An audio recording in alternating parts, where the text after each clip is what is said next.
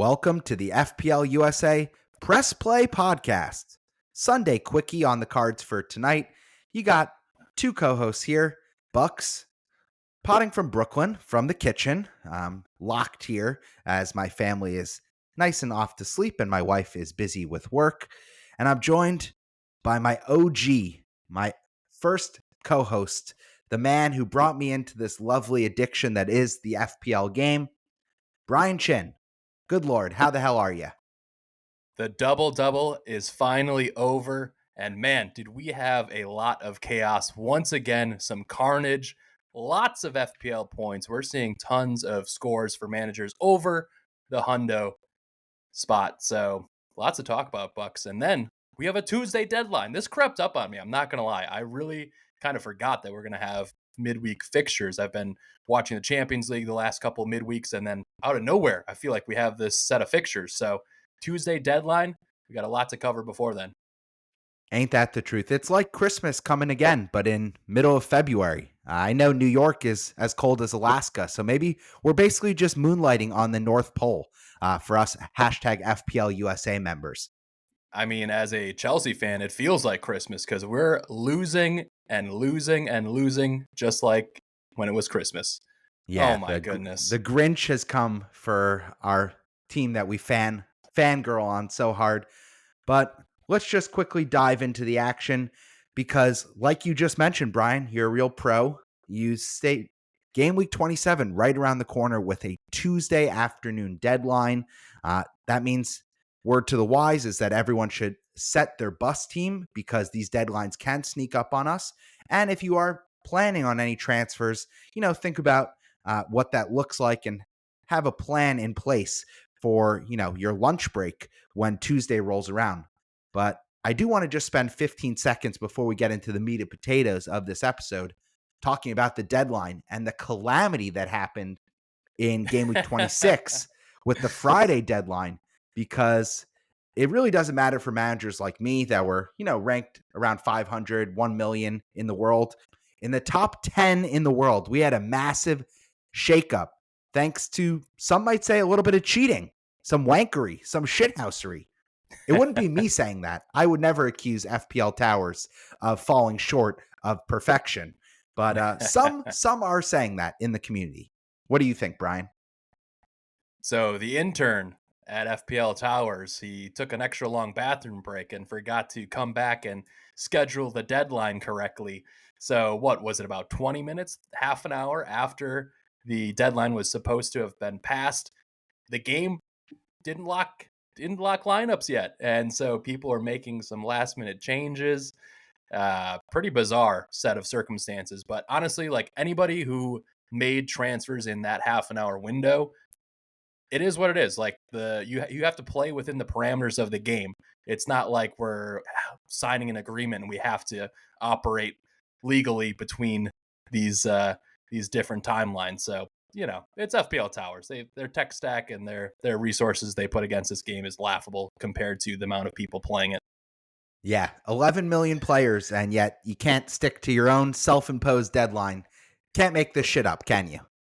Un chiste grande is what it is. It is a big joke. I can't believe it, but whatever. It's just one of those things that I kind of forgot about it, honestly. And I was at a coffee shop just mulling over my last minute moves and just to spotlight my team for a little bit here, Bucks. Oh, man.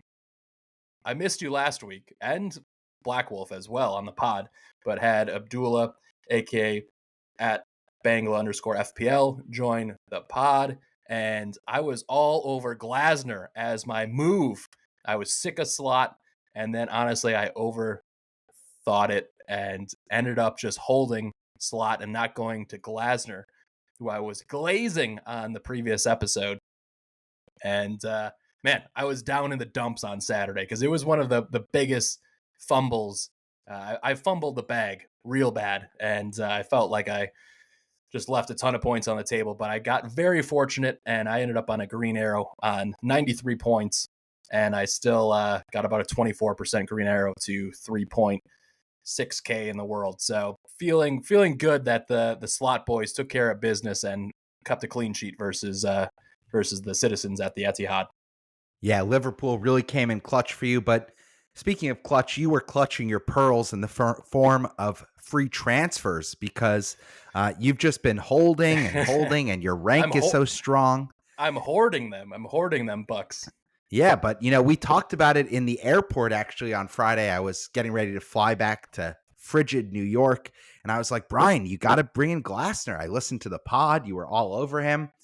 You even convinced me to ditch McKenna and go Glasner. And yeah, we were laughing all the way to the bank. Glasner, ass man, gets 20 points. They beat Fulham away 2-0. They get the clean sheet. First time they've beat Fulham in years. And yeah, Glasner, shoot to stay hot because he might be a keep if you still have the ass man going into game week 27 with another chance for some good points there. And you're burying the lead a little bit because I think the most notable thing we want to double click on is just the dream season that you're having right now. You're inside the top 4K. Despite not maybe maximizing the ass man chip, you're still brilliantly set up. You have a bunch of free transfers in hand. And I think other than the ass man chip, you have all your chips left. Is that right? Yeah, that's right, Buck. So I think it's interesting to see a manager like yourself climb up the ranks by using an aggressive attitude towards the ass man chip. You totaled a amount of 56 points, I believe, from going from Moyes to Unai Emery to Glasner. So well done. Obviously, took you 2 transfers. So in Sure. reality, those were quote unquote free, but I know you've been taking some hits and transfers are so precious. So even if you had 8 points off of that, you're looking at, 48 points, I think. So very, very impressive use of the ass man chip in this double double for you. Yeah, thank you. I'll take the flowers this game week, and the last 3 game weeks. February has been really kind to me. I end up on 87 points, my third straight green arrow. I think I'm over 320 points for the month of February. So, and I've taken I think a total Nice. of minus 16 worth of hits. So I've been very aggressive, but it's been working out in my favor. And the numbers could have honestly been bigger if I just set my bench lineup a little bit better because I left, I think it Hmm. was cumulative between Lewis and then Greaves the one week. I left some Oof. points on the bench a little bit. So I think whatever. yeah. Lewis Can't cry Lewis over spilt milk. I'll take the points, and I halved my rank in these last 3 game weeks. I was above 1 million. Now I'm right about 500K in the world. So really happy with how that's gone. And yeah, Dan has also had a really good stretch. He lands on 82 points. Low man on the totem pole, but still with a very healthy green arrow. So 3 hosts, 3 green arrows. And yeah, I think the most notable thing here is, like you said, a lot of triple digit scores. So there were some managers who were absolutely flying this game week. Specifically, if you were heavy on Brentford, if you were heavy on Crystal Palace, you absolutely had a delightful weekend. And that's a great way to transition to our manager of the game week. Shout out Philip. Oh, you're gonna make me do it. Philip Vilegzahin for his squad. She said me or FPL, who lands on 119 points. Huge ass man Woo. haul behind successful Glasner from Palace with a 20-pointer. He also had Salah, Munoz. He had points everywhere. 119 points. Bravo to Philip. Absolutely smashing it. And we will have more news about our Press Play Pod mini league as the cup is getting close. And again, there's going to be a free kit going out to the overall winner of that free to enter mini league. So best of luck. And we'll be sending a prize to the cup winner as well as we close out the season. So a lot to play for in our free mini league. We appreciate you guys getting involved. And then also just want to shout out a few of our friends across the FPL community. One of our main mini league rivals, Lucas Zena, ends up on 121 points. And then the GOAT of hashtag FPL USA, Jamie Piggott, he scores 124 points, a 73% rank rise. Truly incredible. And tracking his game week was just insane because on Friday he had Captain Bumo for 28 points, had Vissa, and at one point he was at an overall game week rank of like under 50. Like truly insane. But That's then crazy. of course, Salah does what he does, and Liverpool came thundering out of the gates and some other things happened, but still massive rise for him. I think he went from like 150K all the way to like 35K in one game week. So we're seeing a lot of movement up the ranks, and there's so much to play for with a lot of double game weeks, blanks coming up. So the way you navigate those will really help push you on. So I'm curious for you, Bucks, where are you thinking you're going to land right now? What's your goal for the season at this point? Two Listen, thirds away I'm through. not having the best season, but I also set a standard for the way that I play FPL. I'm going to be aggressive from here on in, and I'm expecting to finish inside the top 100K. This is my fifth Love it. season so far. That's been kind of the line of water for me. I've never finished outside the top 100K, and I don't plan on starting this season. And, there's still 11 game weeks left. There's going to be a lot of chaos, a lot of chips, and I'm not afraid of taking hits. So I'm just going to roll out each and every game week like it's my last one and not really sit on banking 5 free transfers. Unfortunately, I predicted that I wouldn't get there all season in the preseason episodes, and I'm going to be very true to that. So I think you're showing great discipline. Hey, Dan, he's more you do you, baby. pragmatic. You do Yeah, I'm you. just doing me. Got to do and play my own game, and that's what makes me a little bit of a wild card on this podcast. I think with that, we've reached enough of a recap. Everyone knows what happens. We were dialed in for FPL this weekend, and it came fast and furious. Let's take our first break. When we come back, we'll look ahead and fast forward to game week 27, which again is going to be a midweek episode.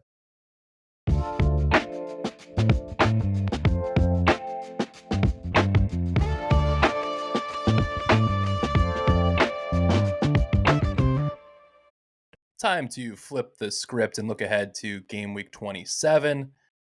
Bucks, where's your crystal ball? Where do you want to start here for best matches to target for FPL hauls? And I think as well, let's mix in a little bit of ass man chip talk into this section as well, because those who were very fortunate enough to triple captain Mo Salah in double game week 24 may have activated their ass man chip in double game week 25 and are looking for one last haul. So again, well done to anybody who went with Glasner. They glazed Glasner, they frosted that donut, and lo and behold, 20 points.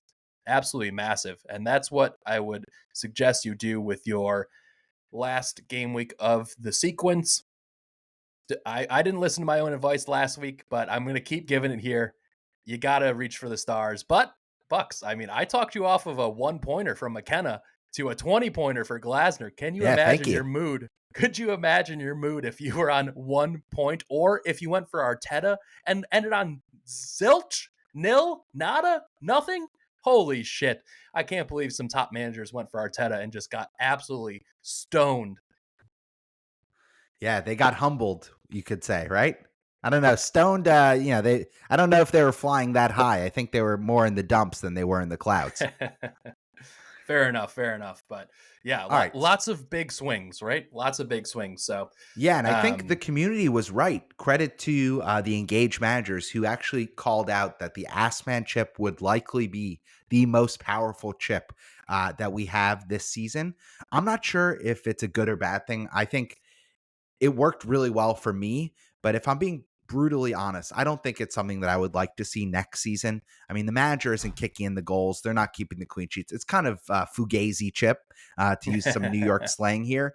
But if you still have it in play, for me, I think the table bonus is something you have to be reaching for, and you have to be chasing that kind of upside.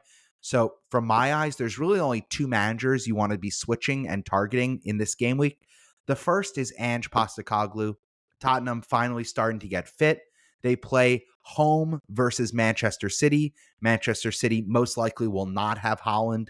We saw that they are a much lesser team without the Norwegian robot leading the line as their number 9. And they have to rely kind of more on guile and craft, which right now the team is not in a good position to do. They're still integrating their new signings. They're older. They're slower. They're just a less version of the City team that we've come to know in the last couple seasons. So I really like that option. Big upside play with Ange, and especially because of kind of the fitness of where these teams are and what the kind of arrow is pointing. Do you like that one? Is that one you would get behind? I've been impressed with Spurs the last couple matches. They've really just reintegrated some of their injured players, and that obviously helps getting your, I would say Vicario is a top half goalkeeper, and previous to that, they had a bottom four Hey, goalkeeper start for in Chelsea. between the nets. I mean, that's a good point. That's a lock for sure. Oh my god, like that's why we lost the game. Some blunders from our He's the goalkeepers the worst. whole They're the season. worst. Flip, All right, so then let me jump into flipping me my. off, flipping me off. But no, All right. I rate it because like when you're looking at Manchester City, they're just unpredictable, and especially if Haaland's not going to play away from home. Son is healthy. Brennan Johnson is in the goals right now. Kulu looks good. Jed Spence is playing with confidence. Udogi, a couple of guys in the back line are back. So, definitely a fun shout. And no matter what, if you use the ass man chip on Ange, you're in for a freaking roller coaster, right? You're expecting to score a few goals, probably give up one or two. Like it'll just be a pure chaotic watch. So that would be fun instead of having a squeaky bum. Yeah, it's going to be all the feels, and also Tottenham tend to play well against Manchester City. It's kind of their counter pressing team, and City are possession based, so it's going with the vibes and with the trends of how that matchup has played out the last couple seasons. Now, the second option, which I think is viable, is Wolves. Pereira, go with him versus Fulham. They get Fulham at home. Wolves have been in a slightly better run of form, and Pereira has actually been one of the managers, despite not having a double game week, that has really flown under the radar with two massive hauls since the chip became active in game week 24. So I think that's a table bonus that's, it's also more practical and pragmatic. Fulham aren't quite Manchester City in attack. So, maybe Wolves can knit together a 2-1 or a 1-0 victory in front of the home crowd. Yeah, they've shorted up defensively, which I think is the thing that's been missing all season, and Dan would attest to that. But having Cunha playing at the top of his game, signed his contract, no more rumors about his transfers. He scored goals in last of his couple matches. He was my transfer in this week as well, so an instant 9-pointer. I think he scored maybe 4 games in a row, so he's in form. So that could be a look, but for me, I think it's hard to look past Glasner once again. I think you can go with him versus Aston Villa for that table bonus. So No, the those are issue is it's not a table bonus anymore. That's the what? that's the challenge. It's only 4 spots ahead. So Oh, you these will not be bums. getting you will not get the table bonus for Glasner, but I also really do rate that if you just want to save the free transfer, we do have to start planning for blank game week 29. So, I see there's a possibility that Glasner gets the result Hold on, and hold on, maybe hold on. Glasner is 13th and Villa is 8th. That's table bonus, baby. I don't think so. I Yeah. think it's Yep. No. It's table bonus time, baby. That's okay. that All that's right. qualifies. That's That qualifies. So especially if you had it on Glasner, you just yeah, get you to just roll keep it to them. 27. Easy. That's like the dream scenario. And even if they were to lose, even getting 10 points, like on average from back-to-back table bonus game opportunities is not a bad result. Like I got 10 points from slot today, and I was like, I feel like half decent about it since I didn't Yeah. use a transfer either. So those are the 3 ones that really stick out this week. Yeah, and I wouldn't be trying to, create a miracle and go with the Southampton manager, whoever the fuck that is, for them to nip a result against Chelsea, despite Chelsea's lack of form. And I think that's a great transition because speaking of the matches to target, Southampton at Chelsea, this is the ultimate get right game for the team that I love and It's support gotta so be. much. It's gotta be. If Palmer does not get a return against the lowly Saints in front of the Stamford Bridge crowd, I will not only cry, but I will have to rip him out of my FPL team. It will just be inevitable. He's such a baller, but he's gone 6 games blanking. So, over 10 one million. one assist in 6 Yeah, matches, that's no not good goals. enough. Yeah, and I have to give a big shout out to one of our good mates at Holy Pinto, aka Eamon, who does the music for this pod. He called it like 4 weeks ago. He's like, "Should I be thinking about ripping Palmer out?" And we're like, "No, we got to keep him for his ceiling." And he's like, he's not a Chelsea fan like he once was. And man, he would have been probably on some more points because it's just been really putrid from Chelsea, and Yeah, it's they can just score. him. It's just They the Cole always Palmer. Yeah, they always blow a lead. They just don't have the guile to keep the clean sheets. The goalies are shitty. Nico Jackson being out and creating space is really struggling with the rest of the attack. And like our wingers are designed to beat their men off the dribble with pace or with their skill, but they don't have any goal threat. Like Neto, Sancho, whoever are playing on the wings, like especially with Madueke out, like he's the one who would actually like take a couple decent shots and force the keeper into some stops. But right now, there is no threat on this team. So somebody like Enzo had to make that massive run. Like that's where Nkunku should be. What the fuck? Like Yeah, why is guy's a Enzo lazy bum. He doesn't like to run. He's yeah. used to just getting tap-ins in the Farmers League. Now, with that, I don't think either of us are crazy enough to think that Chelsea are not getting this result, right? I think 2-1 to the home team. No. 2-1. Dude, I don't think it's going to be that easy. This is 4-1. This is a 4-1 game, and I would be really thinking about Palmer captaincy potentially. Ooh, okay, spicy. I like it. Let's go to the next match. I've called out Leicester away at West Ham. Now, in the table, these teams are kind of neighbors. They're not so far apart. But from a trend of how they're performing, and then just kind of on their day, skill versus skill, you look at the starting 11. I mean, I think West Ham have to be huge favorites here, especially at home. I think this is 3-1 to the home team. Yep. It's hard to see Potter not getting a result here. And when you watch Leicester, they're all over the shop, and they gave up 3 easy goals in the first half to Brentford on the Friday fixture. They just look like they're ready to go back down. And although Jamie Vardy did have a few chances early in the first half, they haven't scored a goal at home in like ages. I don't see them scoring goals away. So this should be a good opportunity to possibly look at somebody like Bowen as a differential. I know a lot of managers in the community are thinking about maybe upgrading one of their midfielders who might blank in 29. So if you own Eze or potentially somebody like Morgan Rogers, etc., Bowen, if you have the money in the bank, especially coming from the Assmanship, you might be able to make that in one move. So something to consider for sure. And they will play in game week 29 as well, the Hammers. So I'm not entirely sure who they play. I have to pull that up in 29, but it looks like they will play Everton away. Not a bad fixture for attack. I think they could score. They could score 1 or 2 goals potentially there. So yeah, I think there's some possible differentials to be had from the West Ham side. Yeah, rolling right along. Let's go to the best matches in real life. And these all take place on Wednesday, to my eye. And there's 3 of them. I think it's going to be a blockbuster. Get your popcorn ready. Tell your boss you need to have some, self-development. Maybe work on your AI skills for an hour and just, have the screen open on the side monitor on your phone. We got Arsenal at Nottingham Forest. Thanks for bringing this up, Bucks. Tuesday and Wednesday are my busiest work days of the week, and now I've really got to come up with you got to move some stuff around. Oy vey. How many fixtures do we have on Tuesday? There's so many. It's almost split. There's like 5 fixtures Tuesday, 5 fixtures on Wednesday. Oh my goodness. We got some Thursday fixtures too. It's going to be ultimate chaos. Wow. Wonderful. Oh my goodness.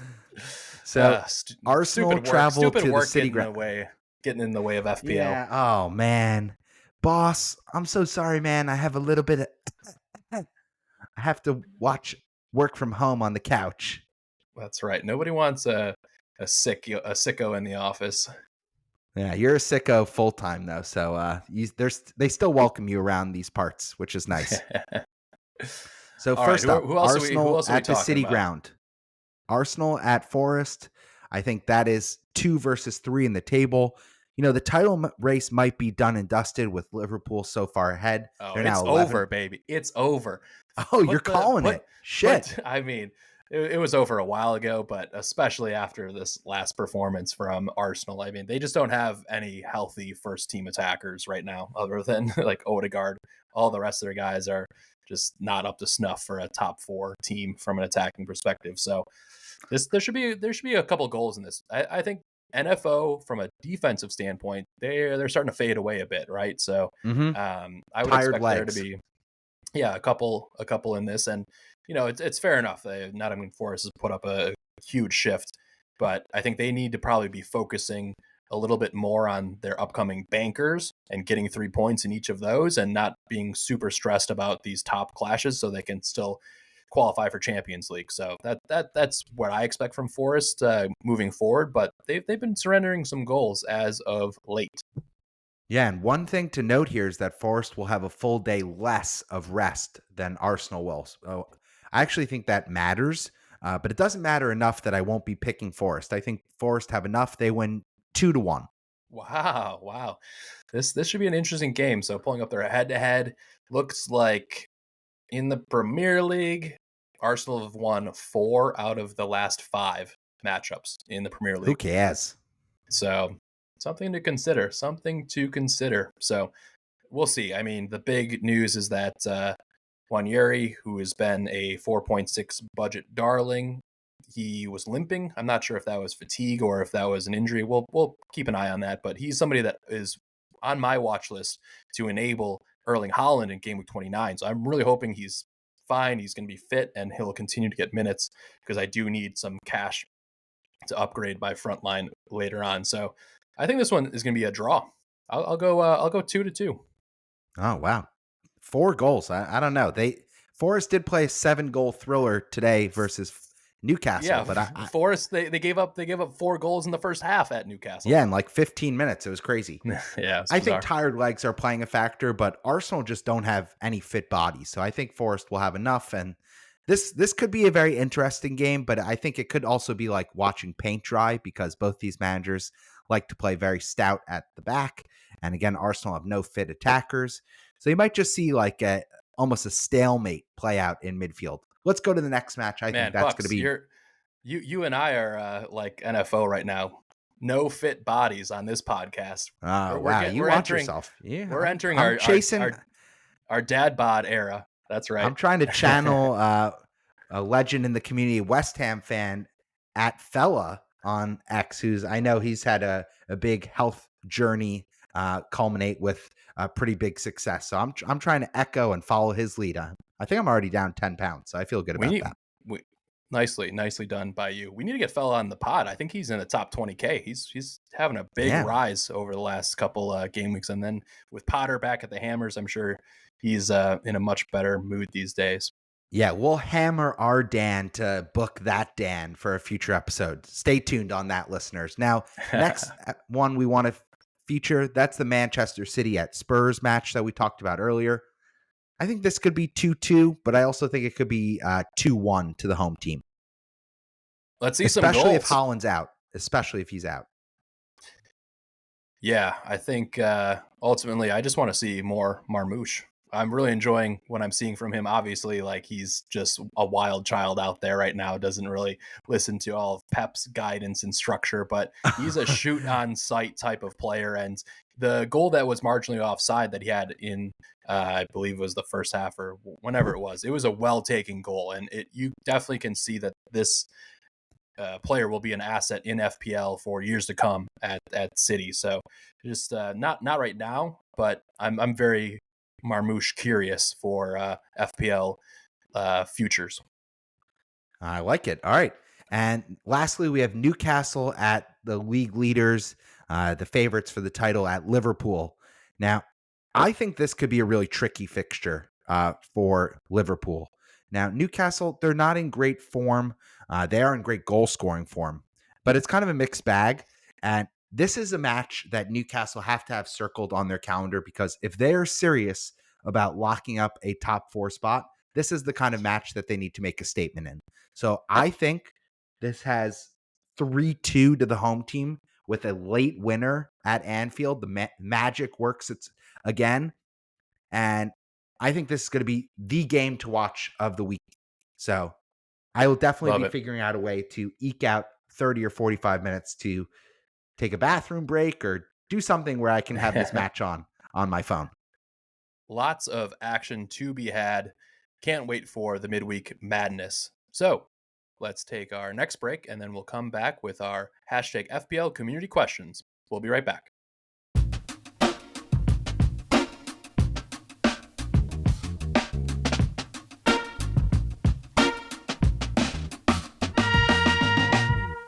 All right, we're back. Let's dive into the mailbag, starting with our listener questions. Shout out at FPL Dallas, aka Andrew. He's the Count of Tuscany. He's a wild child just like me. He's asking if we think we should sell Isak in game week 29 and then just get him back on wild card, or is he just worth the hold? Now, the fixtures are tricky for Newcastle, which is why I think this is really coming into focus. So, what's your plan, Brian?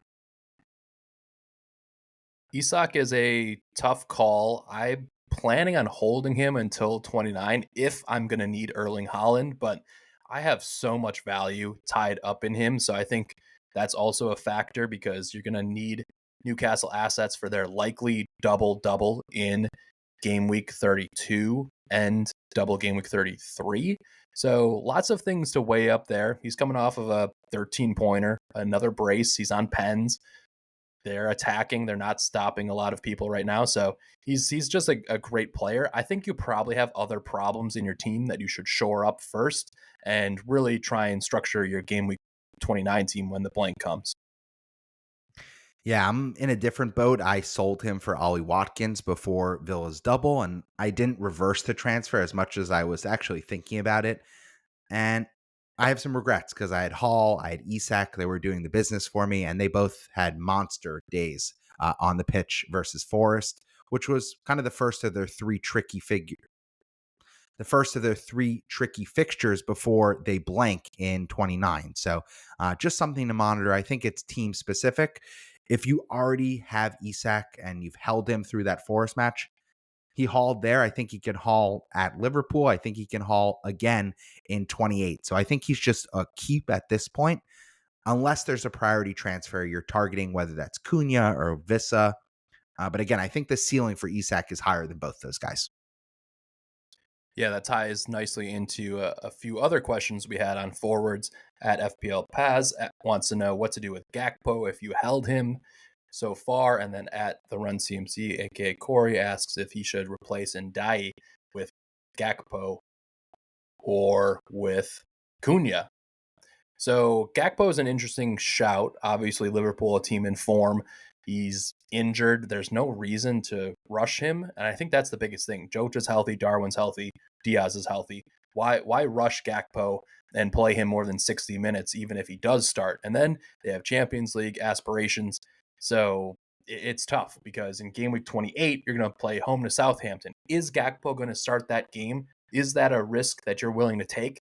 Or do you just go and get somebody like Cunha who's going to play 90 minutes on pens, corners, cheaper, and is going to be nailed for 90 minutes. So I think that's the big call there. I brought in Cunha last week into my squad for this just amazing run they have up until game week 34. And so I got to back my guy right there. And maybe even Dan will bring a Wolves player in for the first time. That's the rumor. Oh, I'm hearing the same thing on from a little birdie in a tree. Now you can almost hear the wolf howling outside my window, ho ho, because it is absolutely Cunha time. He is the most bonus point magnet of all FPL players this season, only behind Mo Salah. So whenever he gets even one return, he basically gets max bonus for that Wolves team. And you saw that in the match against Bournemouth. He scores a goal, automatic 9-pointer right Yeah. there, which And is it huge. helps that the rest of his team is pretty shit. Like they're not doing too many FPL Hey, you relevant said it. You actions. said it, not me. So yeah, that obviously catapults him into the bonus as well. Now, one thing I just want to address the Gakpo situation because I'm actually on the other side of the coin. I think he's a worthwhile hold.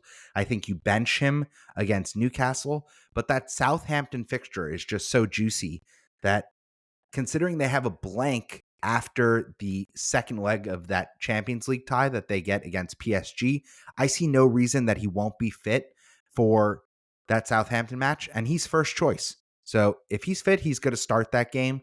And yes, they might not need him to dispatch the Saints, but he has FPL value. So I think if there's any other route to get to a player like Cunha or like Vissa that might be on your radar, I think he's a worthwhile hold, not necessarily a sell. I disagree with the community there. Yeah, from my perspective, just elaborating on that a little bit more, because you have to also factor in the blank.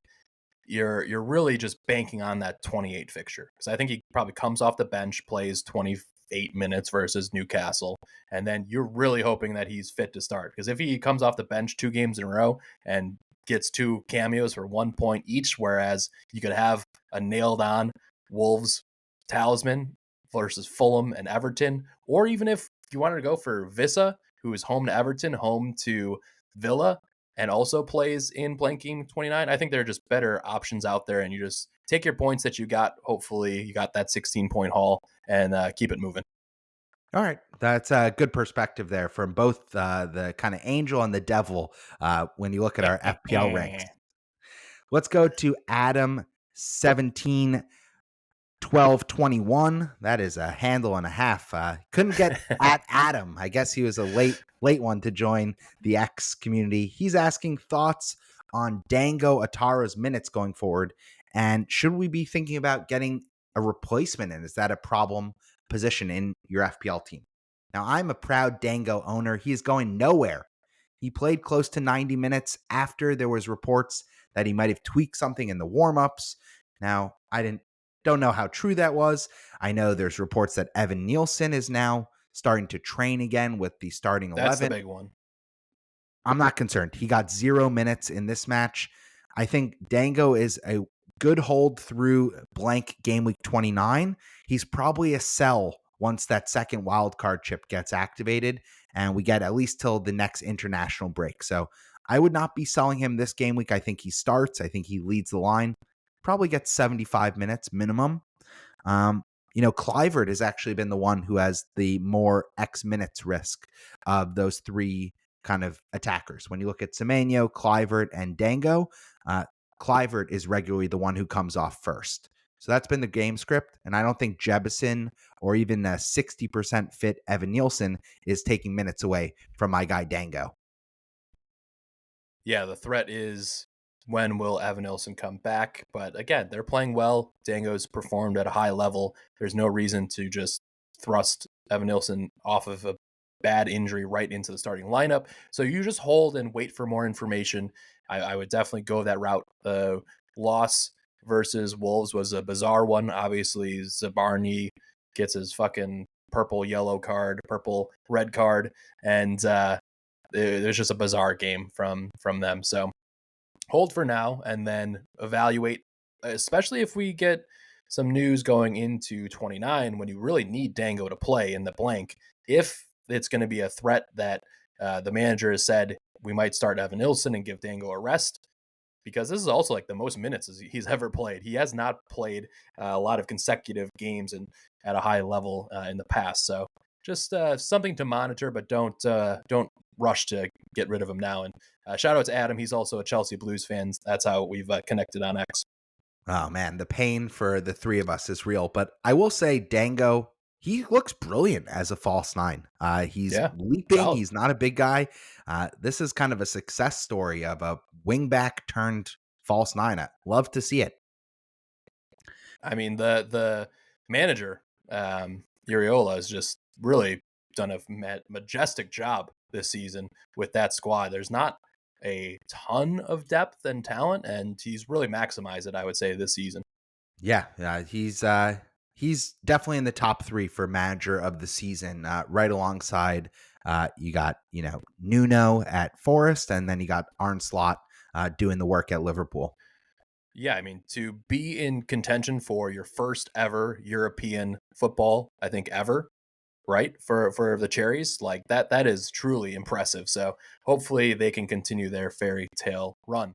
All right, next question. Don't say that. Fuck that. No, Chelsea need that spot. Get out of here, Cherries. Let's pop that cherry and get them back into the mid-table. I totally disavow what you just said. Well, maybe we can have, there's 7 teams get European action this year. There's going to be 5 teams in UCL. Stop trolling.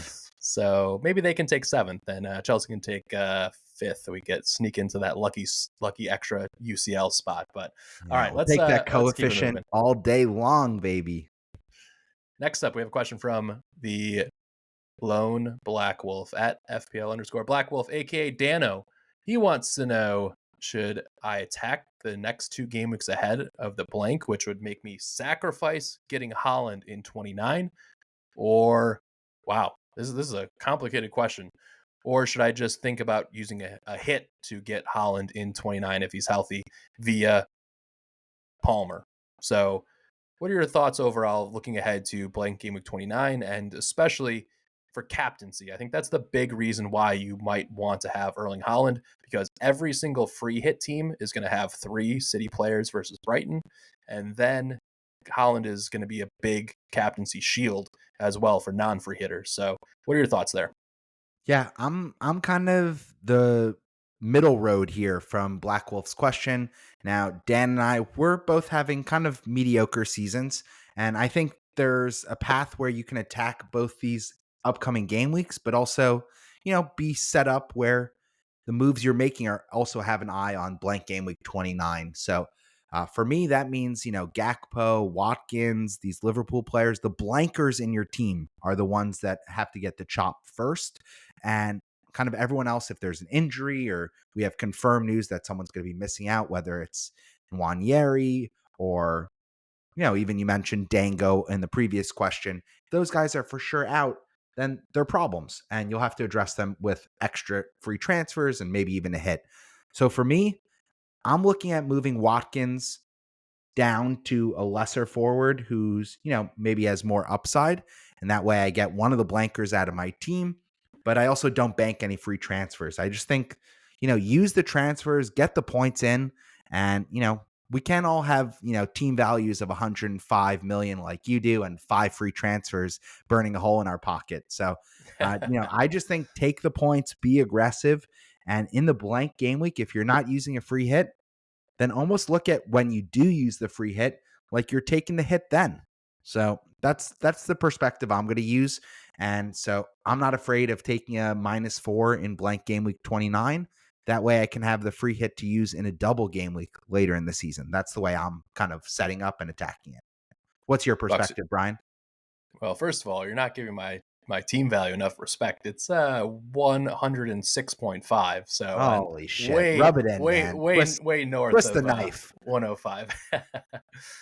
Look, I think I would be focusing on ways to get Holland in 29, but with Palmer playing the way that he is and this Chelsea team looking very sporadic, I would not be fussed to transfer him out in 29 because they're playing, I think, away to Arsenal. It's an away fixture versus Arsenal. So that's going to be a tough one for Palmer as and the rest of the Chelsea team. So you could definitely possibly use a hit or especially if it's for captaincy in 29. So at your rank as well, Black Wolf, you're sitting in a trending upwards projection, but you got to continue to stay aggressive. So play the game week ahead of you, and if you have holes, then just deal with your weakest link. That's how I would address it. Yeah, and I think there's a completely viable option that's sitting right there for a lot of managers, which is, if you can't afford Palmer and Trent to Holland and a cheapie, you just sell Salah. He doesn't play in 29. You get him right back in on wild card. And also it's worth mentioning that Liverpool are now a fixture ahead of most other teams. So they've played 25, most of the rest of the league. They've played 27. Most of the rest of the league has played 26 times. And what that means is that, they're not going to double anymore. So this might be a time when, it's worth taking the short-term punt on going against the king, the best player in FPL for 1 or 2 game weeks. And then you get Holland right back in. And then when you wildcard, you bring Salah right back. So for me, I think what I'm eyeing up is going Palmer and Trent out, try and keep Salah in position because I have a lot of value banked in him, and getting, say like a Holland and a cheapie, maybe one of the Wolves defenders who's like 4 million. And the math almost maths at that point. I know, I'm not, that's not my strong suit. Neither is pronunciation. I mean, the pronunciation is tough, but Bucks, I think I can't remember who posted it on X, but all of Salah's hauls in away fixtures totaled more points than any other FPL player for the entire season in all their fixtures. Yeah, I saw that. He's having a Absolute cracker of a season. fucking insanity. So when you're talking about like even skipping him for a game week, I would much rather bin Palmer right now based on where these teams are going and figuring out then. But all right, that's enough of the questions. Thank you very much for engaging with us on X. We really appreciate it. It helps us produce the show and think about other teams in the FPL community. So please keep them coming for next week. You guys are the best. Now let's quickly go to transfer plans and captaincy shouts. What do you got for me, Bucks? All right, I'm pretty straightforward. With the Assman chip now expired, I have nothing but money in the bank. I'm sitting on a fat stack of cash. I think I have like 2 million in my pocket that's burning a hole. But of course, I have no free transfers because that is the way I like to live, on the edge. So, Burn that money in your pocket. so I am going to actually add more funds into the bank. I'm like the opposite of the US government who just wants to spend, spend, spend. I will be having 3.9 million in the bank because I am going to be moving Ollie Watkins down to Cunha. I'm going to dabble in the Wolves fan experience for a couple game weeks. Now, I'll probably hate it because I like rooting against them, but I will be rooting for Cunha to get some 9-pointers and some 3 bonus points anytime he does anything positive. And again, that just follows my strategy. I'm thinking about the here and the now, but I'm also thinking a little bit ahead to blank game week 29. Cunha is a player I want to have in 29, and it frees up some funds and also gets a blanker out the door. So I don't think Like it. I'm losing too much in Ollie. And I'm actually deciding to keep Gakpo with that move because, like I said, funds are not an issue. So what do you think of that before we talk about captaincy? Interesting. Villa play. Who do they play this week? Crystal Palace They play away. Palace, and then I think they play Fulham, right? Brentford in 28, Yeah, and then Brentford. blank. Man, you're just really clutching your pearls with this gackening all over your chest, huh? Listen, the Southampton fixture it would be hard to figure out a team that's conceded more than 3 goals a dozen times within an incomplete Premier League season. I mean, that's just how bad Yeah. Southampton have been. They are woeful. I'm not even going to disgrace the Sisters of the Poor by comparing them to them. Yeah, I don't know. I guess Villa do have 2 away matches. Again, I'm just like, man, if you get back-to-back one-pointers in that slot, that's so fucking annoying. Whereas at least, Ollie's on pens. He's going to play at least 65 minutes. Like, I don't know. I just think for your team, I'm not sure if it makes sense. But sure, I think Cunha is a great asset, whoever you bring him in for. I rate that. I brought him in last week, so I like it.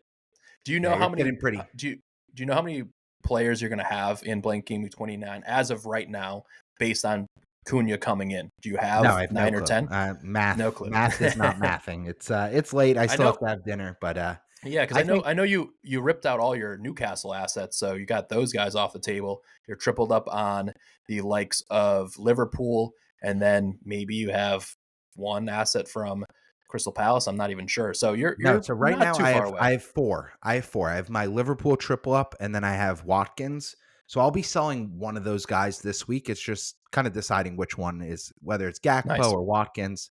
It's not something I did before price changes, so I'm just gonna wait and kind of figure it out Monday night. But I think right now I'm leaning Watkins out because I really do like that Southampton fixture.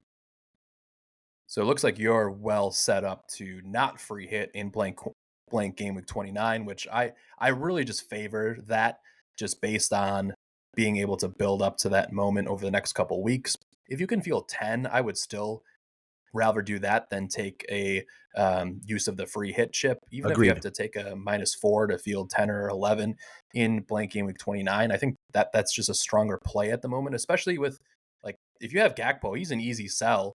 Like you don't have to hold on to him through the blank. So a lot of managers will be possibly tripled up on. I mean, I guess there are people that have Crystal Palace like Mateta and Munoz and Hendo, and so it's obviously team dependent. But I still lean towards saving the free hit chip for later and being able to field a more minimal team in blank game week 29. But anyway, captain for you.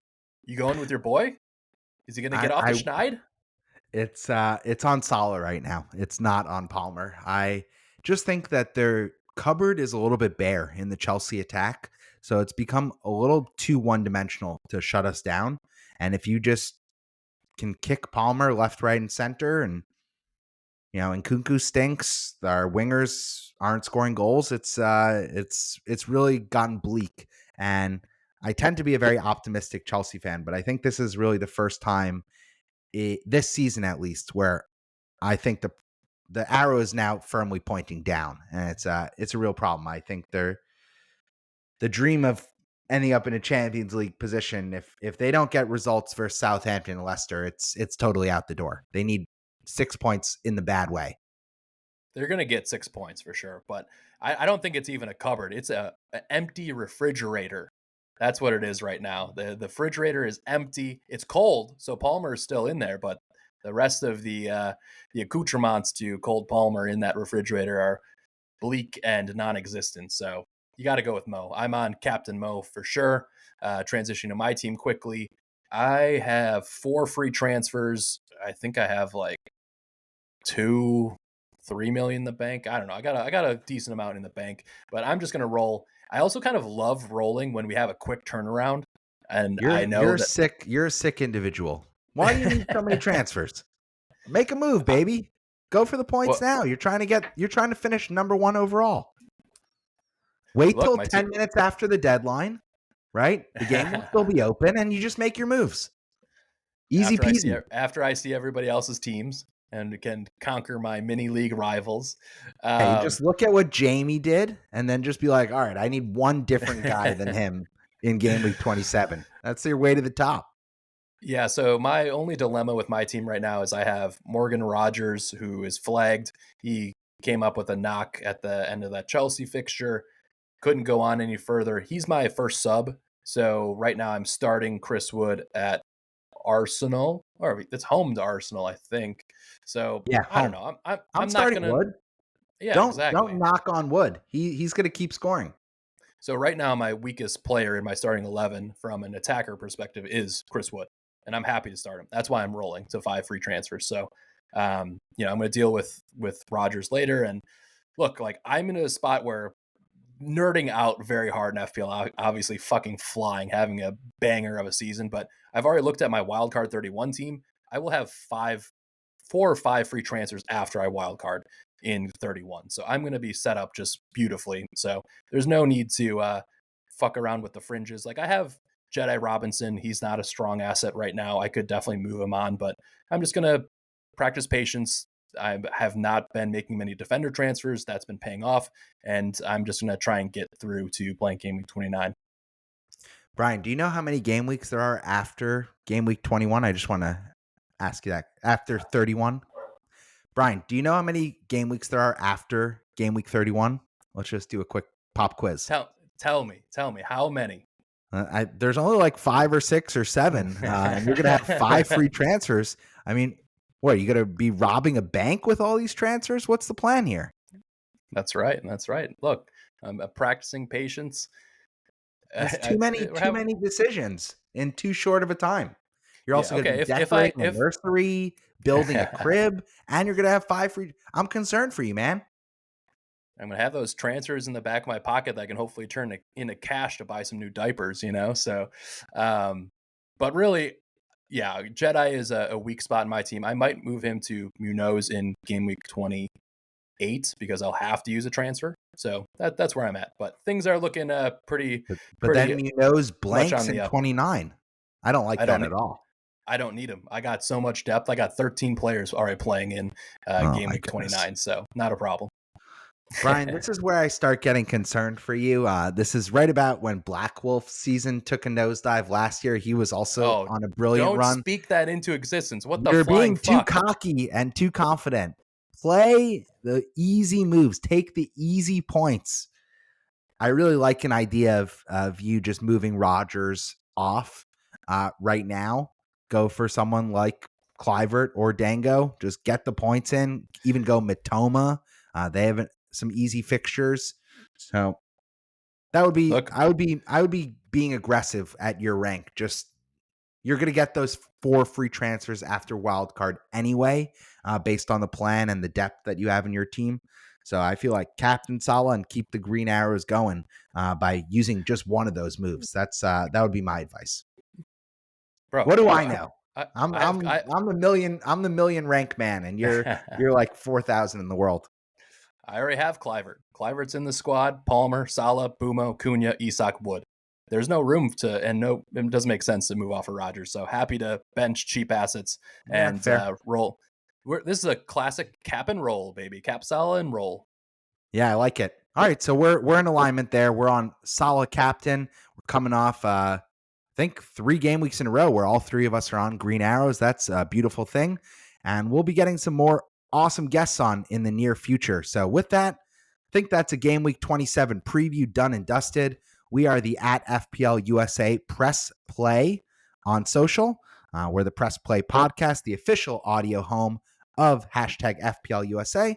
But we're also here to delight managers in the hashtag FPL community, left, right, and center, wherever you find yourself on this flying blue rock in the sky. It's been a great time chatting with you, Brian. All love.